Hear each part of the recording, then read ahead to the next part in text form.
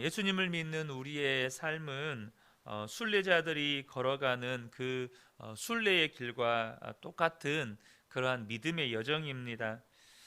우리가 믿음의 여정길을 걸어갈 때 가장 중요한 것이 있다면 하나님께서 나를 지켜주신다라는 이 확신 가운데 걸어가는 것입니다. 하나님을 믿지 못하면 우리 인생 가운데 경험하게 되는 두려움이나 근심이나 염려나 또 좌절과 탄식에서 우리가 벗어날 방법이 없게 되는 것입니다. 그러므로 저와 여러분이 인생을 살아갈 때 반드시 필요한 것이 하나님만을 바라보기로 결단하는 것입니다.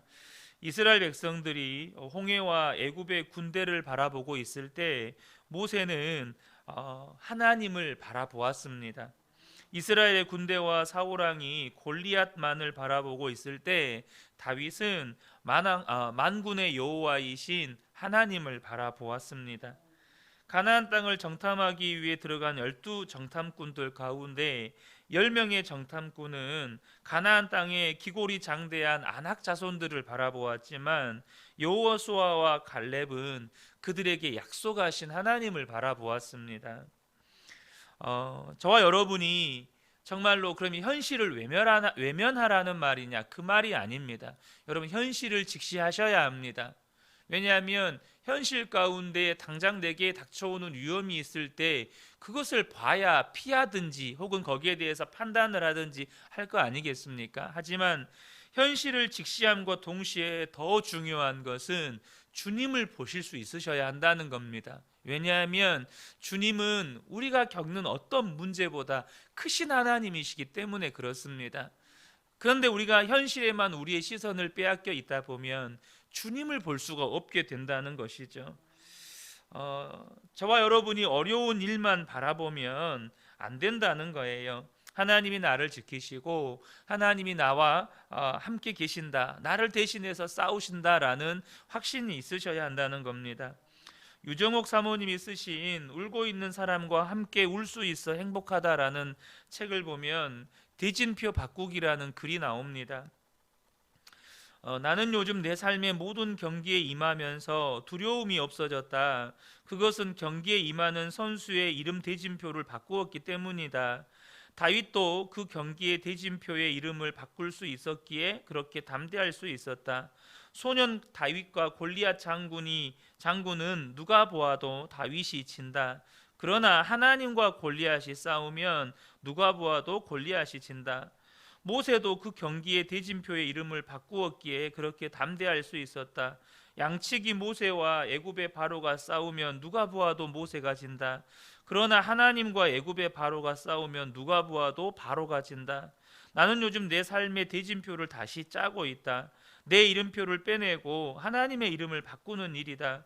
예를 들어 유정옥과 말기암이 싸우면 누가 보아도 유정옥이 진다. 그러나 하나님과 말기암이 싸우면 누가 보아도 말기암이 진다.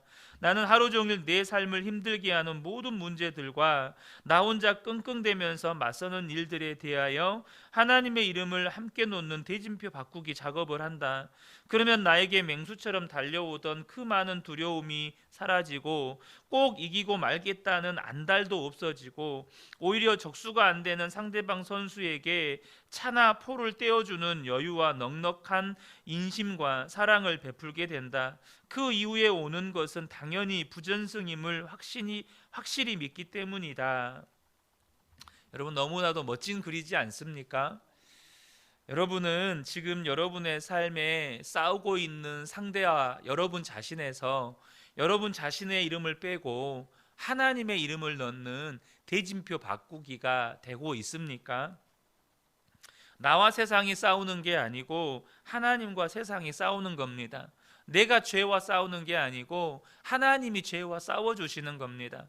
내가 상처와 싸우는 게 아니고 하나님이 상처와 싸워주시는 겁니다. 이렇게 대진표 바꾸는 일이 뭐냐면 하나님이 나를 지켜주신다, 하나님이 나를 보호하신다라는 확신이라는 거예요. 그런데 이 확신이 안 되는 사람들이 있어요. 그러니까 아무리 말을 들어도 대진표 바꾸기가 안 되는 겁니다. 나와 세상이 싸우게 되는 거예요. 그러나 여러분, 특별한 사람들만이 이런 믿음을 갖게 되는 것이 아닙니다. 예수를 믿는 모든 성도들에게 하나님께서는 하나님이 지키신다, 이 확신을 주기를 원하신다는 거예요. 우리 모든 분들에게, 아니 우리 모든 성도님들이 이미 그런 은혜를 받고 있어요. 문제는 내가 그 은혜를 깨달았느냐, 그 은혜를 내가 실제적으로 붙잡고 누리고 있느냐의 문제입니다. 우리가 언제 어디서나 하나님이 나를 지켜주신다는 확신을 가지려면 우리의 신앙의 습관을 바꾸셔야 돼요. 많은 성도들이 어떤 신앙생활을 하냐면 평상시에 일상의 생활에서는 그냥 내 마음대로 살아요. 그리고 어려운 일이 생기면 그때 가서 주님을 찾아요. 이것이 습관이 되어 있다는 것입니다. 그래서 평상시에는 그냥 주님 바라보지 않고 일상의 삶에서는 내 마음대로 살다가 갑자기 어려운 일이 닥치면 그때 주님을 찾으려고 하니까 주님 바라보기가 안 되는 겁니다. 하나님이 나를 지키신다는 것이 믿어지지도 않고 내 이름 대신 하나님의 이름을 넣어야 되는데 이게 안 되는 거예요. 대진표 바꾸기가 안 되는 겁니다. 여러분, 우리가 평상시 아주 일상적인 삶 속에서 주님을 바라보는 생활을 하는 사람이어야 어려운 일이 닥쳐올 때 그때 주님이 나를 지켜주신다는 믿음이 생기는 거예요. 여러분, 프로 운동선수들이요, 주일에도 잠깐 제가 NBA 농구 선수인 스테판 커리 이야기를 했지만 프로 선수들이요 매일 운동을 합니다. 매일 운동을 해야 실전 경기에 나갔을 때 그 동작들이 자유롭게 되는 거예요. 근데 평상시에는 훈련을 안 해요. 그리고 경기에 딱 나가요. 여러분, 체력도 안 되고 여러분 그 원하는 동작이 안 나오는 겁니다.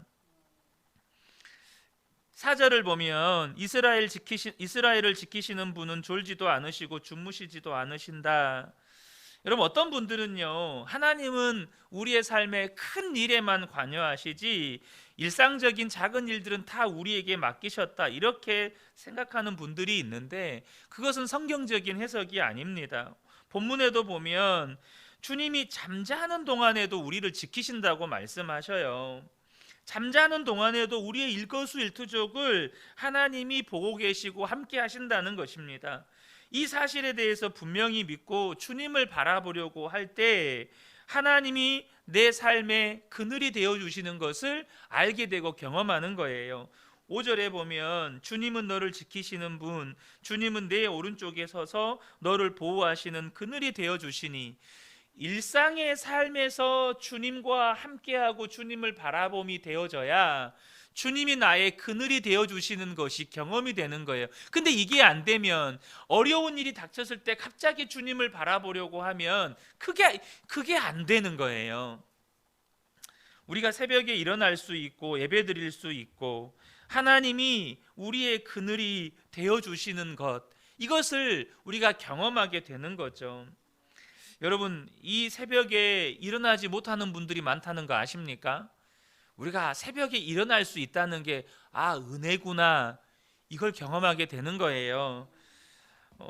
또 아예 못 일어난 분들도 많죠. 제가 최근에 이렇게 이제 위염과 식도염으로 이제 건강에 이상을 느꼈을 때 그 증상이 심장 질환과 유사하기 때문에 가장 먼저는 저도 심장 질환을 의심해서 병원에 가서 심장 쪽을 검사를 했어요. 근데 특별하게 이상이 보이지는 않는다. 하지만 이 검사가 정밀 검사가 아니라서 심장에 이상이 없다고 말할 수는 없다, 이렇게 말을 하는 거예요. 그래서 이제 그 다음 월요일 날 내과에 가서 이제 내시경을 했을 때 이제 위염과 식도염 진단을 받고 식도염 증상이 심장 질환과 유사한 증상들이 있는데 그렇다고 해서 심장 질환이 없다고도 말할 수는 없으니까 협심증 약도 같이 먹어라.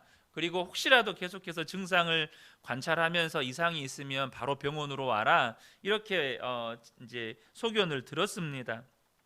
그러니까 제 마음 안에는 심장 질환일 수도 있어라는 게 늘 이제 생각이 드는 거죠. 그리고 이제는 순환기 내과 치료를 받기까지 한 달 정도 이렇게 지켜보는 과정들이 있었습니다. 근데 여전히 제 안에는 심장 질환을 의심해 볼 수 있는 증상들이 있는 거예요. 이렇게 가슴이 답답하고 호흡이 가빠지고, 또 밤에 잠자리에 누울 때는 가슴을 짓누르고, 또 이렇게 막 너무 가슴을 짓누르니까 반드시 누워서 잠을 못 자고 옆으로 이렇게 누워서 자야 되는 거예요. 그러니까 이제 막 가슴 주변에 통증도 있고 막 이러니까 이제 계속해서 이러다가 갑자기 심장마비로 하나님이 불러가실 수도 있겠다, 이런 생각이 드는 거죠. 그러니까 어때요? 잠자리에 눕기, 밤에는 그 증상이 더 심해지니까 잠자리에 눕기 전에 하나님, 내 영혼을 주님께 맡깁니다.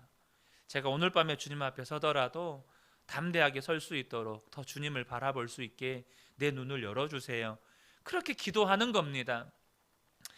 그냥 일상의 삶에서 주님을 바라보는 훈련들이 되지 않으면 두려움이 찾아올 때 주님 바라보기가 안 되는 거예요. 주님 바라보기가 안 되니까 계속해서 근심하고 염려하고 두려움 속에 살게 되는 겁니다.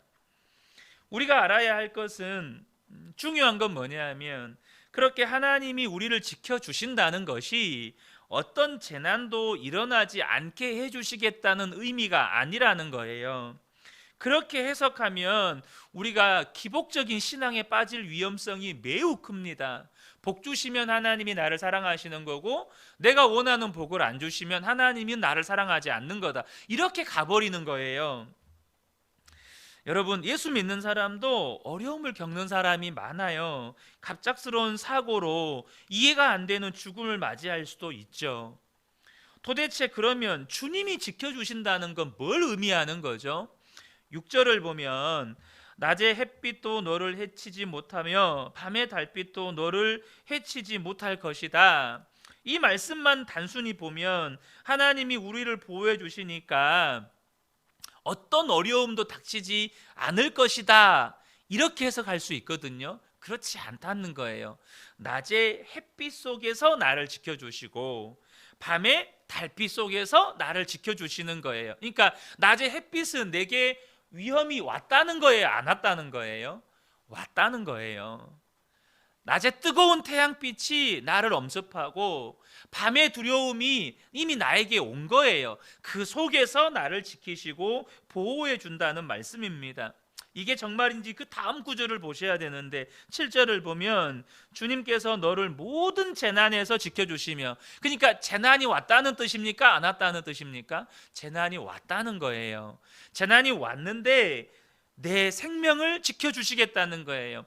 제가 표준 세번역으로 읽어드릴 때는 내 생명인데, 우리 개역개정을 보면 내 영혼을 지켜주신다라고 말씀하셔요. 그러니까 여기서 말하는 이 내 생명은 육신의 생명을 말하는 게 아니고 우리의 영혼을 지켜주시겠다는 거예요. 우리 안에 믿음을 지켜주시고 주님을 향한 소망을 지켜주시고 우리 안에 담대함을 지켜주시고 주님께서 지켜주시겠다는 거예요. 8절을 보면 주님께서는 내가 나갈 때나 들어올 때나 이제부터 영원까지 지켜주실 것이다. 여러분, 영원까지 지켜주신다는 이 말씀을 보면 단지 육체의 생명만이 아니라는 것을 알게 되죠. 하나님께서 우리의 영혼을 반드시 책임져 주신다는 거예요. 언제요? 우리가 주님을 바라볼 때요. 주님을 바라볼 때 분명히 내 삶에 재난은 닥쳤어요. 근데 내 마음은 평안해요. 내 삶에 건강의 위기가 닥쳤고 재정의 위기가 닥쳤고 어떤 어려움의 문제가 닥쳤는데 내 마음에는 감사와 기쁨이 있어요. 뭘 말하는 걸까요? 내가 감사해야지 이렇게 되는 겁니까? 내가 믿음을 지켜야지 이렇게 되는 겁니까? 그게 아니에요. 감사가 돼요. 하나님이 믿어져요. 왜 그렇습니까? 하나님이 내 영혼을 지키고 계시다는 거예요. 이 약속이 우리 안에 이루어졌습니다. 바로 예수님께서 우리 안에 오신 것이죠. 우리의 영혼을 하나님이 지켜주시고 앞으로도 지켜주실 것이 확실합니까? 무엇을 보고 우리가 그것을 확신하죠? 바로 우리 안에 오신 예수 그리스도시라는 거예요. 여러분, 로마서 8장 36절과 37절을 보면 초대교회 성도들이 예수님 때문에 종일 주를 위하여 죽임을 당하고 도살당할 양같이 여김을 받는 그 어려움을 겪는데도 자기를 사랑하시는 하나님으로 말미암아서 넉넉히 이긴다고 고백을 해요. 여러분, 어떻게 이런 믿음을 가질 수가 있을까요? 도살당할 양같이 여김을 받는 그 상황에서 어떻게 나를 사랑하시는 그 하나님 사랑 때문에 넉넉히 이긴다는 고백이 나오냐는 거예요. 지금 예수님 믿는 것 때문에 순교하고 못 박히고 정말로 톱에 썰려 죽고 사자의 밥으로 죽고 그러고 있는데 어떻게 하나님이 사랑하시는 사랑으로 넉넉히 이길 수 있는 겁니까? 뭐 때문이죠? 그 속에서도 하나님의 사랑이 너무나도 분명하게 느껴지는 거예요. 그 속에서도 하나님이 나를 붙들고 계시다는 것이 너무나도 확실히 믿어지는 거예요. 그러니까 그 고백이 나오는 거예요. 여러분의 삶의 어려움 속에서도 하나님이 나를 이렇게 사랑해? 이게 믿어지면, 이게 지금 내 어려운 감정, 상한 감정, 두려운 감정, 혹은 내 안에 있는 그 모든 내 속의 갈등을 압도하고도 남을 만큼 하나님이 나를 이렇게 사랑해? 이게 믿어지면 우리 입술에서도 그 고백이 나오는 거예요. 로마서 8장 38절 39절에 내가 확신하노니 사망이나 생명이나 천사들이나 권세자들이나 현재일이나 장래일이나 능력이나 높음이나 깊음이나 다른 어떤 피조물이라도 우리를 우리 주 그리스도 예수 안에 있는 하나님의 사랑에서 끊을 수 없으리라. 도대체 어떻게 이런 확신에 차 있는 선포를 할 수 있습니까? 지금 처지는 말할 수 없이 비참하고 너무나도 억울하고 이제는 좀 끔찍한 그 죽음의 모습으로 이렇게 순교의 현장으로 끌려가는 일이 벌어지는데 우리를 하나님의 사랑에서 끊을 수 있는 것이 아무것도 없다라는 이 고백이 도대체 어디에서 근거해서 나오는 것입니까? 내 영혼에 주님이 함께 하심이 너무나도 확실하기 때문이에요. 주님이 내 안에 오셨고 나를 떠나지 않으시고 지금도 나를 붙들고 계신다. 분명히 눈앞에는 사자가 달려와요. 다른 내 옆에 있는 성도는 톱에 썰려서 막 죽어요. 또 어떤 내가 아는 사랑하는 내 형제는 십자가에 못 박혀 죽어요. 눈앞에 그런 잔인한 장면들이 펼쳐지는데도 나를 사랑하시는 하나님의 사랑이 너무나도 분명하게 믿어지는 거예요. 여러분, 이것이 하나님께서 우리의 영혼을 지켜주셨다는 거예요. 여러분들이 어려운 일들을 만나고 낙심되는 일들을 만나서 마음이 무너지고 또 하나님도 원망스럽고 그런 일을 겪는다면 이유는 하나입니다. 그 어려움이 너무 크기 때문이 아니에요. 지금 예수님과의 관계에서 문제가 생겼다는 겁니다. 요한복음 15장 6절을 보면 사람이 내 안에 거하지 아니하면 가지처럼 밖에 버려져 마르나니 사람들이 그것을 모아다가 불에 던져 사르느니라. 우리가 주님 안에 거하지 않으면 우리가 메말라요. 우리의 영혼이 메마릅니다. 우리의 영혼이 무기력해져요. 우리의 영혼이요 힘이 하나도 없어요. 왜죠? 우리의 뿌리가 생명의 근원 대신 예수님으로부터 뽑혀버렸기 때문이에요. 아니면 그 관계가 지금 너무나도 미약하기 때문입니다. 여러분, 우리의 영혼이 메말라져서 하나님을 바라보지 못하고 하나님께 원망하고 불평하는 곳만 있으면 하나님도 어떻게 하실 수가 없는 겁니다. 시편 기자가 눈을 들어서 산을 본다고 계속해서 고백하잖아요. 저와 여러분도 눈을 들어서 주님을 바라보셔야 돼요. 시편 기자와 우리는요 너무나도 다른 은혜를 받고 있어요. 무슨 말일까요? 시편 기자는요 경험해보지 못한 은혜를 우리가 받고 있다는 거예요. 그들은 예루살렘 성전을 가야만 했어요. 성전에 가서 그 험난한 순례길을 걸어서 성전에 가서만 하나님을 예배할 수 있었고 그곳에서 하나님을 바라볼 수 있었다고요. 그런데 우리는요 우리가 성전이 돼버렸어요. 우리 자신이 성전이 돼버렸다고요. 왜요? 예수님이 우리 안에 오셔서 우리를 성전 삼아 버리셨거든요. 우리는요, 예루살렘 성전으로 갈 필요가 없어요. 내 안에, 나를 성전 삼으셔서 내 안에 계신 예수님을 바라보면서 주님 부르시면 돼요. 그렇게 잠잠히 주님을 바라보고 주님이 내게 말씀해 주시는 그 음성을 듣고 그 음성의 인도하심을 따라 가는 거죠. 지금 내 안에 오셔서 주님께서 내 영혼을 책임져 주시니 하나님께서 나를 어떤 상황과 형편에서도 지키신다. 주님이 나를 보호하신다. 그러면 우리가 할 수 있는 건 뭐죠? 그냥 주님 찬양하고 주님께 감사하고 주님이 인도하시면 주님 따라가고, 우리가 할 일은 그것밖에 없는 거예요. 사랑하는 성도 여러분, 주님이 우리를 지키십니다. 반드시 지키십니다. 그러므로 여러분이 처해 있는 어떤 형편에서도 주님 바라보는 거 포기하지 마시고 그냥 주의 이름 부르고 아무것도 하지 않아도 돼요. 주의 이름 부르고 때로는 그냥 그 자리에 주저앉아 있으셔도 돼요. 하지만 주님은 부르세요. 주님 부를 힘이 없으면 그냥 잠잠히 주님을 생각하세요. 그럼 주님이 일하십니다. 이 새벽에 함께 예배하는 우리 모든 성도님들께 이 은혜가 충만하게 임하시기를 예수님의 이름으로 축복합니다. 아멘.